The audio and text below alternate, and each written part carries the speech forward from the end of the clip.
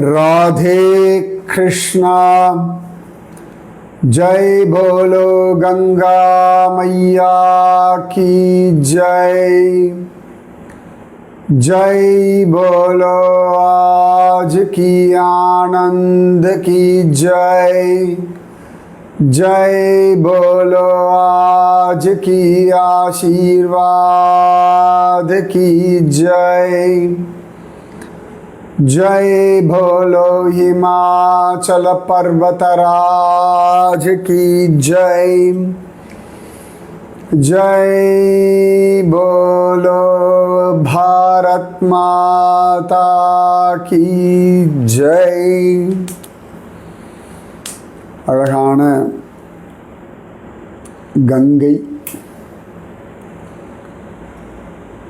அந்த கங்கையோடு சம்பந்தப்பட்ட நிகழ்வுகள் நிறைய இருக்கு. ஒவ்வொன்றா தேடி தேடி தேடி உங்களோட நானும் அனுபவிக்க போகிறேன். எத்தனை நாள், எத்தனை எபிசோட், அதெல்லாம் எதுவுமே எப்பொழுதுமே கணக்கு பண்ணுறது இல்லை. என்றைக்குமே ஆனந்தமாக கங்கையின் கரையில் அவ்வளவு விஷயங்கள் நடந்திருக்கு.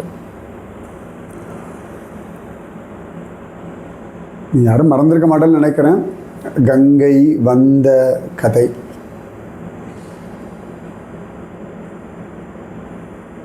பகீரத பிரயத்னம், வாமனமூர்த்தி, சகர மகாராஜா, ஹிமவானுடைய புத்திரி, உமாவுடைய அக்கா,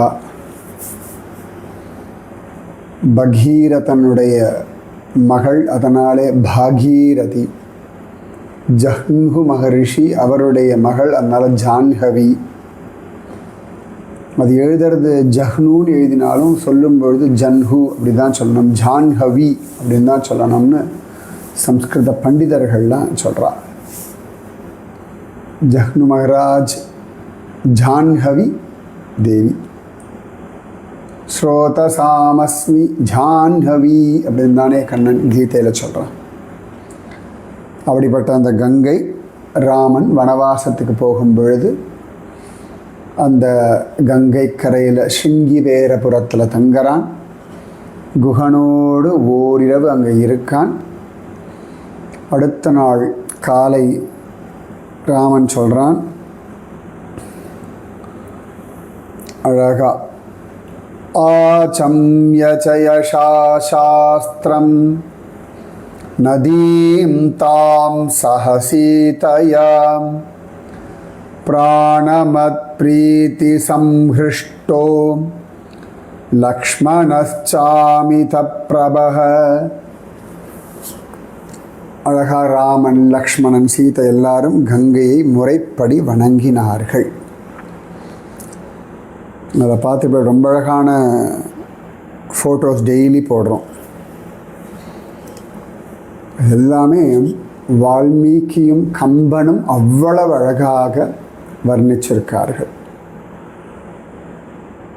அது அப்படியே நம்ம சத்சங்கத்து குழந்தைகள்னால்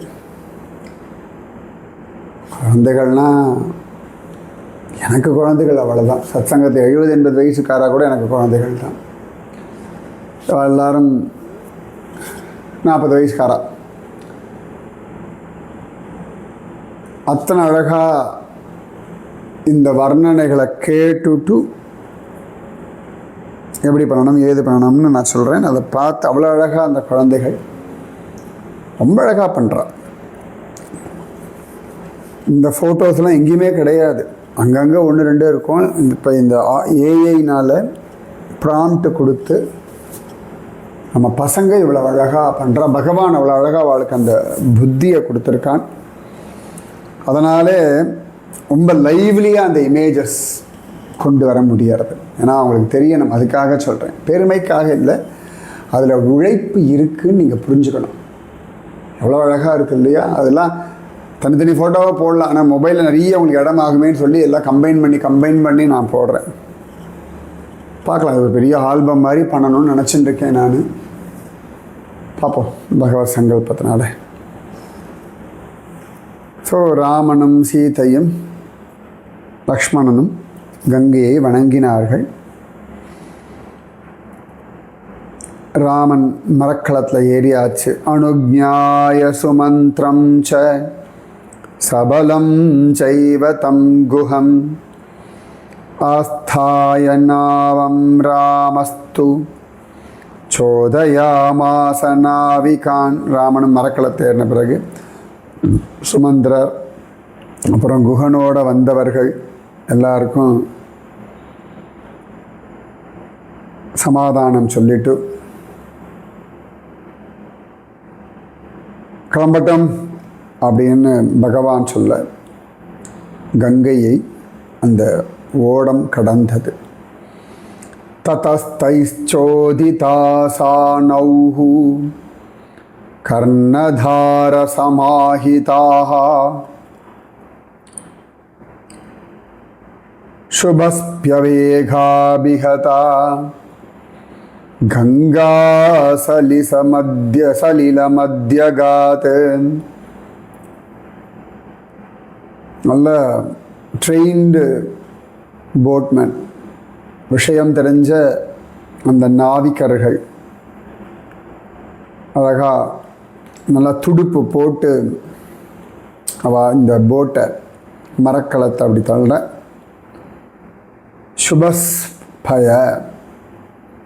சுபஸ்பிய அப்படின்னா துடுப்புகள் வேகமாக போக கங்காஜலத்தை கடந்து சென்றது. கங்கா சலிலம் அத்யகாத். இப்படிதான் வால்மீகி கம்பனோட வர்ணனைப்படி என்ன அப்படின்னா,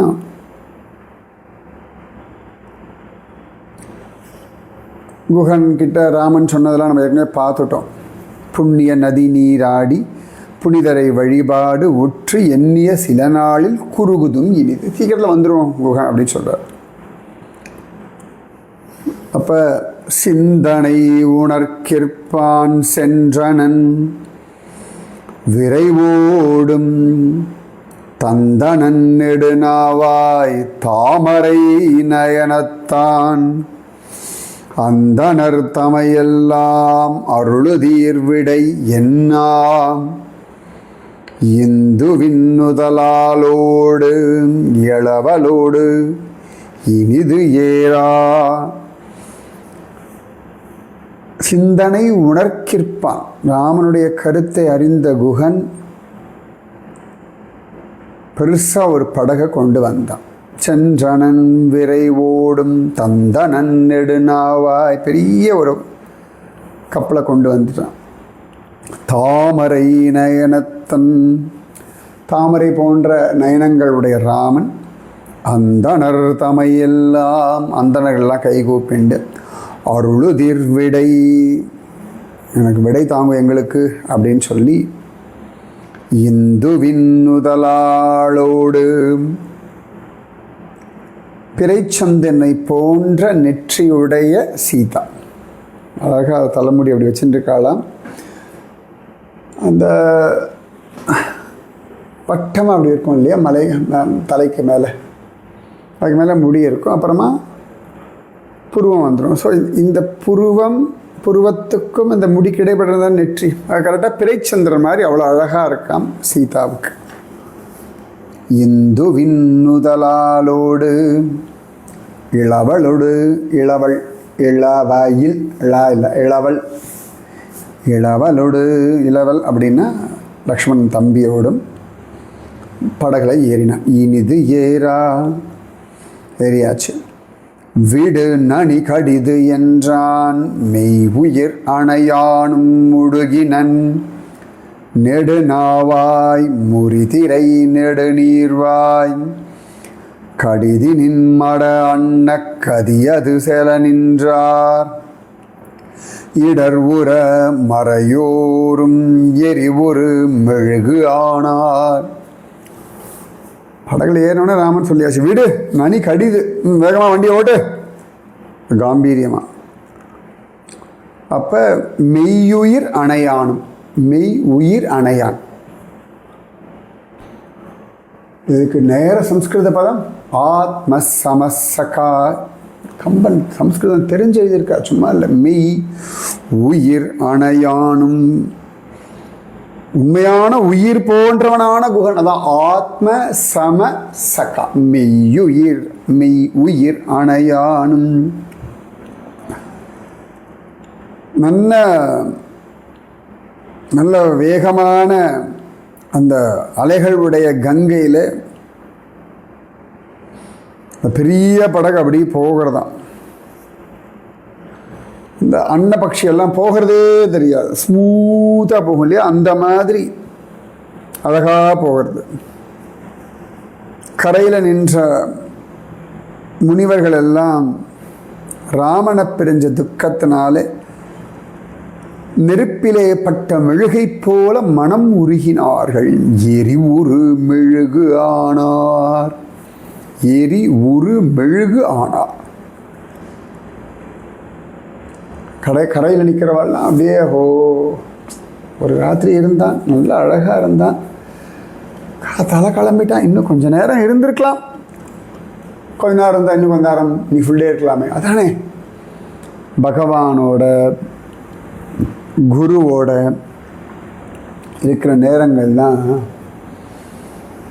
இன்னும் கொஞ்சம் நேரம், இன்னும் கொஞ்சம் நேரம், இன்னும் கொஞ்சம் நேரம் வேணும் தான் தோணும், போதும்னு தோணாது. ஆனால் அவளோட நேரம் அப்படி வேகமாக போயிடும், நம்மளையே மறந்துடுவோம். அவளை பிரிஞ்சாச்சுன்னா அப்படியே பான்னு இருக்கும். ஆனால் பா இருக்கேன்னு ராமனை நினச்சி வேணா அவருக்குள்ள குருவை நினச்சி அழுதா வாங்குவான்னு வாங்கி விட்டுருவார். சிஷ்யாளுக்கெல்லாம் தெரியும் அது. அடுத்த வேலையை பார்த்துட்டு போயிட்டாரு அப்படின்றோம். ஸோ வண்டி கிளம்பியாச்சு. இவர்களெல்லாம் அழகா போகிறா, பார்த்துட்டுருக்கா. பாலுடை மொழியாளும் பகலவன் அணையானும் சேலுடை நெடுநல் நீர் சிந்தினர் விளையாட தோளுடை நிமிர்கோளின் துழவிட எழுநாவாய் காலுடை நெடுஞென்னின் சென்றது கடிது அம்மா. பாலுடைய மொழியாள், பால் போன்ற இனிமையான மொழி பேசும் சீதையும், பகலவன் அணையானும், பகலவன்னா சூரியன் போன்ற ராமனும், அது அவனும் சூரிய குலத்தை சேர்ந்தவன் தான். சேலுடை நெடுநல் நீர் சிந்தினர், அழகான சேல் அப்படின்ற மீன் வகை. அந்த சேலுடை நெடு நல் நீர் சிந்தினர். இந்த சேல்ன்ற அந்த தமிழ் சேல், சேலுடைன்னு வச்சுக்கோங்களேன். சேவல்னு சொன்னால எடுத்துருங்க, சேல் அதான். அந்த மீன்கள் விளையாடும்படியான நல்ல நீரை சிந்தினர் விளையாட. இதான் அழகுன்ன. இவ்வளோ ஒரு மொமெண்டம் இது. நாட்டை விட்டு காட்டுக்கு வந்தாச்சு, ஒரு ராத்திரி தங்கியாச்சு, இன்னும் டீப் ஃபாரஸ்ட்டுக்கு போகிறா. சுமந்திரெல்லாம் வருத்தப்படுறார். எல்லாம் பார்த்துட்டு இருக்கா. படகுல ஏறியாச்சு. Amazing right? அந்த மூமெண்ட் என்ஜாய் பண்ண. அது ராமன் சம்திங் ஸ்பெஷல். அது மாதிரி கிருஷ்ணன் என்ஜாய் தட் மூமெண்ட். எதையோ ஒரு துக்கத்தை நினச்சலாம் உட்காந்துருக்க முடியாது லைஃப்பில். படகுல போகிறா, குகன் வண்டியை ஓட்டுறான், படகை ஓட்டுறான், லக்ஷ்மணன் இருக்கான், சீதையும் ராமனும். படடான்னா நெடு நல்லீர் சிந்தினர் விளையாட, ஒருத்தர் மேலே ஒருத்தர் தண்ணி அப்படி அப்படி வீசி அப்படி அடிக்கிறாள். ராமன் தான் ஆரம்பிக்கிறான். ஆனால் சீதையை குஷிப்படுத்தணும் இல்லையா, அவ்வளோ தூரம் வந்தாச்சு, இந்த மூமெண்ட் என்ஜாய் பண்ணுமே. உடனே ராமன் அப்படி படகுலேருந்து அப்படி, அது அந்த படகுல போகும்பொழுது அந்த கங்கையில் அப்படி கையை விட்டு அப்படி தண்ணி அப்படி அப்படி அடிக்க சில்லுன்னு இருக்கும் ரைட். அது சீதை அப்படி திரும்பி பார்க்குற ராமன் அப்படி அப்படி எங்கேயோ கவனிச்சுட்டு இருக்கா. டக்குன்னு பகவான் அடிக்க உடனே சீதை ராமன் மேலே அப்படி. நான் சொல்லுவேன் எப்பொழுதுமே, இன்னமும் கிருஷ்ணன் தான் ரொம்ப விளையாட்டு பிள்ளை நினச்சிக்காதீங்க. ராமன் அதை விட, அதுவும் காதலில் அற்புதமானவன் ராமன். அதனால தான் நம்ம ஆண்டாள் சொல்கிறா, மனத்தக்கினியா இந்த மாதிரிலாம் விளையாடணும்னு ஆசைப்படுறது ஒரு நாயகியினுடைய அழகான எண்ணம் தானே. அதை நடத்தி கொடுக்கிறவன் தானே நாயகன். அந்த நாயகன் அவ்வளவு அழகா ஜமுனை பண்ற. தமிழ் தான் நாயகன் சொல்ற, சம்ஸ்கிருத நாயக அப்படின்னு சொல்லுவோம். நாயக நாயகி. அப்ப ரொம்ப அழகா ஜம்முன்னு ரெண்டு பேரும் விளையாடுறாங்களாம். Beautiful right? இது இது இது இது புரிஞ்சுக்கோங்க. வாழ்க்கையில் பல சந்தர்ப்பங்கள் வருது, பல மனக்கவலைகள் வருது, எல்லாம் வரட்டும். பட் அந்த கேப்குள்ளே என்ன கிடைக்கிறதோ பி ஹாப்பி லைக் கிட்ஸ், குழந்தைகள் மாதிரி அப்படி செலிப்ரேட் பண்ணுங்க லைஃப்பை. என்ன வார்த்தை பாருங்க, பாலுடை மொழியாளும் பகலவன் அணையானும் சேலுடை நெடுநல் நீர் சிந்தினர் விளையாட. இதை பார்த்தா குகனுக்கு ஒரு சந்தோஷம், லக்ஷ்மணனுக்கு ஒரு சந்தோஷம், எல்லாருக்கும் ஒரு ஹாப்பி மூமெண்ட்ஸ். உடனே அங்கே தூரத்துலேயே பார்க்குறவாளுக்கு வா, உடனே டக்குன்னு எல்லாருக்கும் அந்த அந்த அந்த சீனே மாறி போயிடுறது. பறவைகள்லேருந்து ரிஷிகள்லேருந்து தேவலோகத்திற்கு எல்லாம் வருத்தப்படுறதால டக்குன்னு எல்லாத்தையும் மாற்றி விட்டான் ராமன். தன்னுடைய ஒரு செய்கையினால அத்தனை பேரையும் சந்தோஷப்படுத்த முடியும்னா ராமனை தவிர யாரால? சேலுடை நெடுநல் நீர் சிந்தினர் விளையாட தோளுடை நிமிர்கோலின் துழவிடை எழுநாவாய். அந்த பெரிய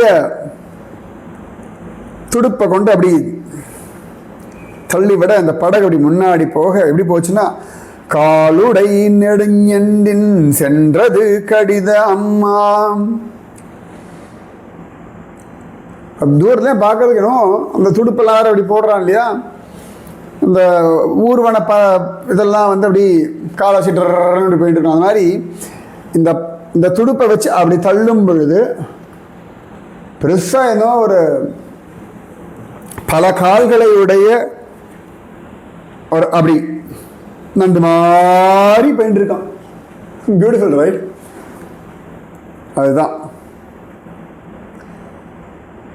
அப்போ கம்பன் சொல்கிறான், சாந்தனி புளினத்தின் தடமுலை உயர் கங்கை காந்தினமணி மின்ன கடிகமள் கமலத்தின் செந்து ஒளி விரியும் தென்திரை எனும் நிமிர்கையால் ஏந்தினள் ஒரு தானே ஏற்றினள் இனிது அப்பால்.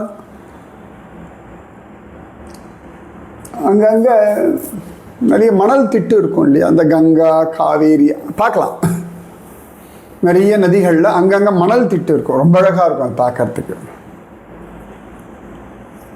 அது எப்படி இருக்குன்னா அங்கங்கே சந்தனம் படிஞ்ச மாதிரி இருக்கு.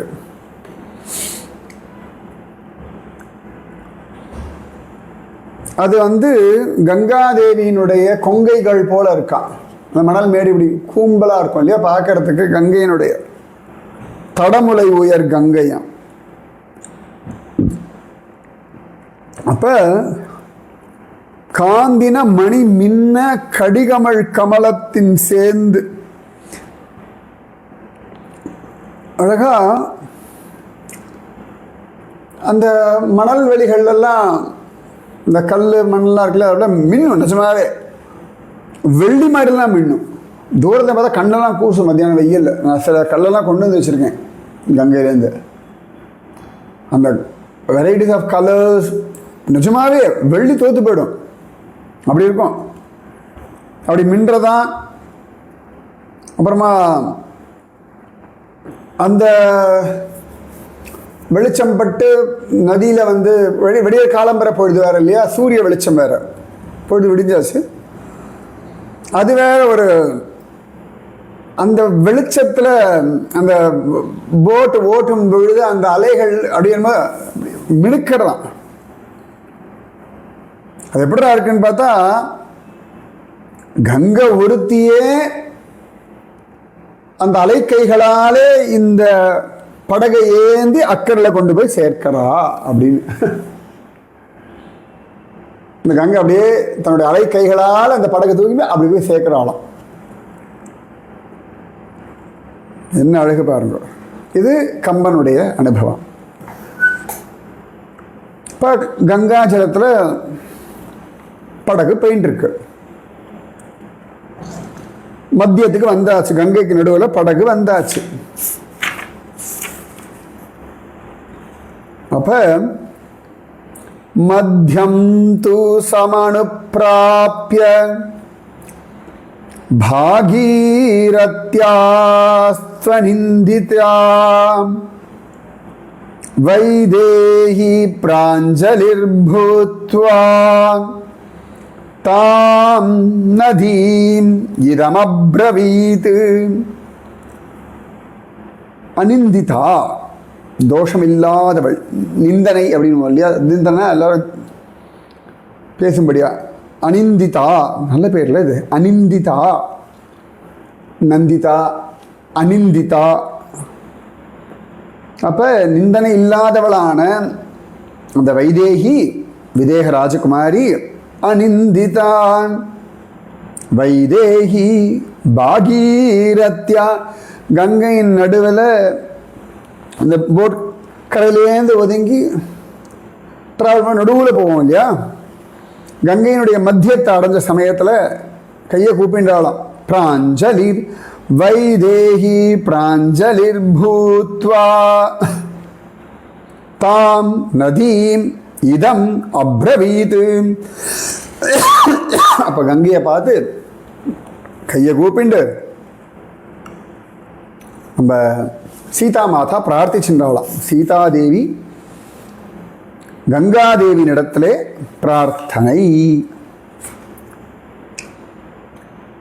புத்ரோ தசரதஸ்யாயம் மகாராஜஸ்ய தீமதः நிதேஷம் பாரயித்வேமம் கங்கே த்வம் அபிரக்ஷிதः. சீதா மாதா கங்கை கிட்ட பிரார்த்தனை பண்றான்னா அப்ப கங்கை எவ்வளவு பெரியவள்னு பார்த்துக்கோங்க. ஏ கங்கே, ஹரி ஹரி கங்கே, ஜெயமா கங்கேன்னு சொல்றோம் இல்லையா, அதேதான் ஜெயமா கங்கே, ஏ கங்கே. தீமதக, நல்ல புத்திசாலியான ஞானியான தசரதஸ்ய மகாராஜஸ்ய புத்திரக, சக்கரவர்த்தி திருமகனான புத்திரக தசரதக, அழகான மகாராஜா தசரதருடைய புத்திரனான இந்த ராமச்சந்திரமூர்த்தி இங்க இருக்காரு. உன்னுடைய அருளாலே அக்கறைக்கு க்ஷேமமாய் போய் சேர வேண்டும். நிதேஷம் பாரயிது இமம் கங்கே த்வத் அபிரக்ஷிதஹ. கங்கே, சக்கரவர்த்தி திருமகனான இந்த ராமன் உன்னுடைய அருளாலே அந்த கரைக்கு க்ஷேமமாய் போய் சேர வேண்டும். என்ன பியூட்டிஃபுல் பார்த்துக்கோங்க. ராமன் பத்திரமாக அக்கறையை அடைய வேண்டும் என்ற அக்கறையோடு சீதாதேவி கங்காதேவியின் இடத்துல பிரார்த்திச்சுட்டாள்னா வேற என்ன சொல்றது? நான் கங்கையை பத்தி இன்னொரு பிரார்த்தனை நாளைக்கு சொல்றேன். ஹரி ஹரி கங்கே, ஜெயமா கங்கே. நல்ல வால்மீகி ராமாயணம், கம்பராமாயணம் இன்னும் கலந்து நம்ம அனுபவிச்சுட்டு இருக்கோம். சரியா? ராதே கிருஷ்ணா. எல்லாரும் ஞாபகம் வச்சுக்கோங்க. வர திங்கட்கிழமை 23ஆம் தேதி திருவல்லிக்கேணியில் காத்தால 10லேருந்து 1 மணி வரைக்கும் உபன்யாசம். எல்லாரும் கட்டாயம் வாங்கோ, சென்னையில் இருக்கவா கலந்துக்கோங்க. கூடி இருந்து ஹனுமத் பிரபாவத்தை அனுபவிப்போம். ராதே கிருஷ்ணா. जय बोलो सीता रामचंद्र भगवान की जय. जय बोलो गंगा मैया की जय. जय बोलो आज की आनंद की जय. जय बोलो आज की आशीर्वाद की जय. जय बोलो हिमाचल पर्वतराज की जय. जय बोलो भारत माता की जय. राधे कृष्णा. हर हर गंगे, जयमा गंगे. राधे कृष्णा.